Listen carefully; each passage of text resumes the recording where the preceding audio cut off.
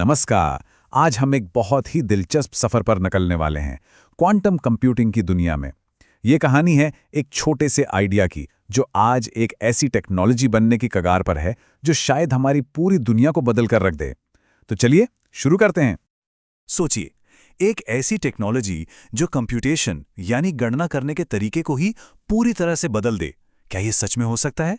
यही वो बड़ा सवाल है जो इस पूरी कहानी के दिल में है, और यही वजह है कि ये टॉपिक इतना इतना जरूरी हो जाता है। अब देखिए, हर बड़ी खोज की तरह इसकी शुरुआत भी किसी जवाब से नहीं, बल्कि एक बहुत बड़ी समस्या से हुई थी। एक ऐसी पहेली जिसे सुलझाना हमारे आज के सबसे पावरफुल सुपर कंप्यूटर्स के बस की बात भी नहीं थी। तो बात है 1980 के दशक की, जब दो जीनियस लोगों ने इस चुनौती को सबसे पहले पहचाना। एक थे महान फिजिसिस्ट रिचर्ड फाइनमैन और दूसरे कंप्यूटर साइंटिस्ट डेविड डॉयच। इन्हीं दोनों ने, आप कह सकते हैं कि वो पहली ईंट रखी जिस पर आज क्वांटम कंप्यूटिंग की इतनी बड़ी इमारत खड़ी है। तो सवाल उठता है कि आखिर प्रॉब्लम थी क्या? बहुत सिंपल है। हमारे जो क्लासिकल कंप्यूटर्स हैं, जो सिर्फ 0 और 1 की भाषा समझते हैं, वो कुदरत के क्वांटम लेवल के अजीब बर्ताव को समझ ही नहीं पा रहे थे। उसकी नकल करना तो बहुत दूर की बात थी। और बस यही वो दीवार थी जिसे तोड़ने के लिए एक बिल्कुल नई तरह की मशीन की जरूरत महसूस हुई। तो अब जब प्रॉब्लम साफ थी, तो उसका एक जबरदस्त सॉल्यूशन भी सामने आया। एक ऐसा क्रांतिकारी आइडिया जिसने खेल ही बदल दिया। ये था कंप्यूटिंग का एक एकदम नया फंडामेंटल बिल्डिंग ब्लॉक। और इस आइडिया का नाम था क्यूबिट। इसको आप क्वांटम कंप्यूटिंग का दिल कह सकते हैं। अब ये नॉर्मल बिट्स की तरह नहीं है, जो या तो 0 हो सकते हैं या 1 नहीं। क्यूबिट्स के पास एक जादुई ताकत होती है, जिसे साइंस की भाषा में कहते हैं सुपरपोजिशन। और यकीन मानिए, यही छोटा सा फर्क सब कुछ बदल देता है। ऐसे समझिए, एक क्लासिकल बिट एक स्विच की तरह है, जो या तो ऑन हो सकता है या ऑफ, 0 या 1। लेकिन एक क्यूबिट, वो एक ही वक्त पर 0 भी हो सकता है और 1 भी, दोनों एक साथ। और यही सुपरपोजिशन की कमाल की ताकत है, जो क्वांटम कंप्यूटर को इतनी जबरदस्त, इतनी अविश्वसनीय प्रोसेसिंग पावर देती है। ओके, तो क्यूबिट का आइडिया तो आ गया, पर सवाल यह था कि इसकी असली पावर दुनिया को कैसे दिखाई जाए।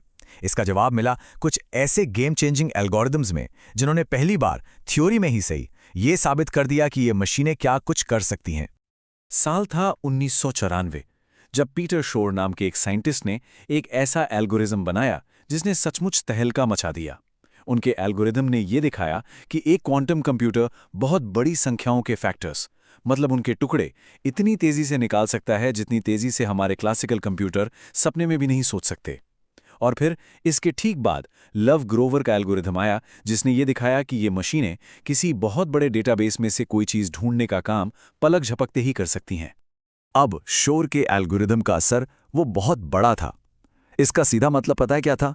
कि आज हमारा पूरा डिजिटल वर्ल्ड जिस ताले पर निर्भर है, हमारा सारा एन्क्रिप्शन, हमारी ऑनलाइन बैंकिंग, हमारे सिक्योर मैसेज, एक पावरफुल क्वांटम कंप्यूटर उसे चुटकियों में तोड़ सकता है। बस इस एक ख्याल ने ही दुनिया भर की सरकारों और सिक्योरिटी एजेंसियों की रातों की नींद हराम कर दी थी। तो अब देखिए, थ्योरी अपनी जगह थी, एल्गोरिदम भी तैयार थे।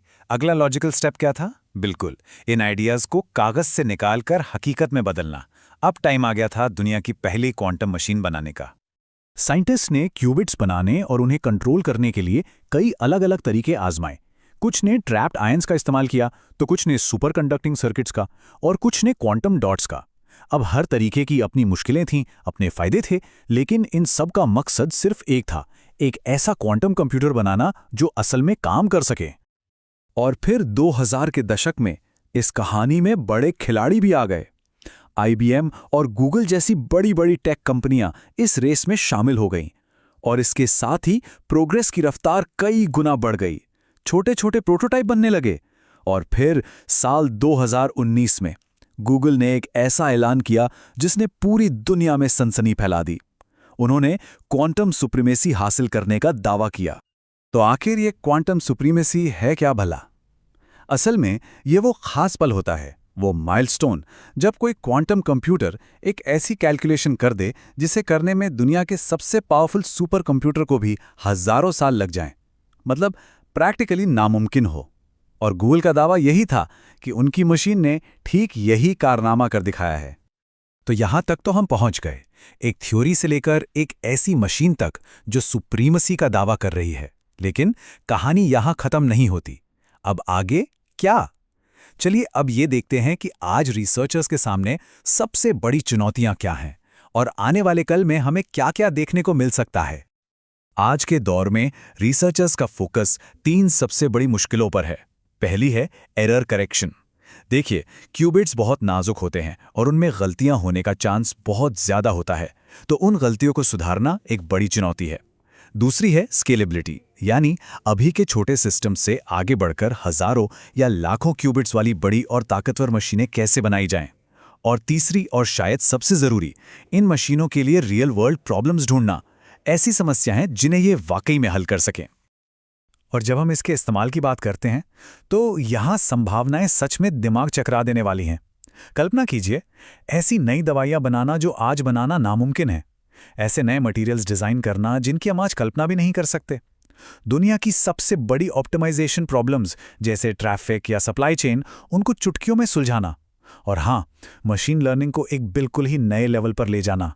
क्वांटम कंप्यूटिंग में इन सभी फील्ड्स में एक क्रांति लाने का दम है। तो कुल मिला के ये सफ़र एक छोटे से सैद्धांतिक सवाल से शुरू हुआ था और आज एक्सपेरिमेंटल कामयाबियों के एक बिल्कुल नए मुकाम पर आ पहुंचा है। ये इंसानी सोच और विज्ञान की ताकत की एक शानदार मिसाल है ना? और आखिर में हम वापस उसी सवाल पर आते हैं जहां से हमने ये सब शुरू किया था। क्या क्वांटम कंप्यूटिंग सच में 21वीं सदी में कंप्यूटेशन की परिभाषा को हमेशा के लिए बदल देगी? खैर, इसका पक्का जवाब तो हमें भविष्य में ही मिलेगा, लेकिन एक बात तो तय है, ये सफर यकीनन बहुत रोमांचक होने वाला है।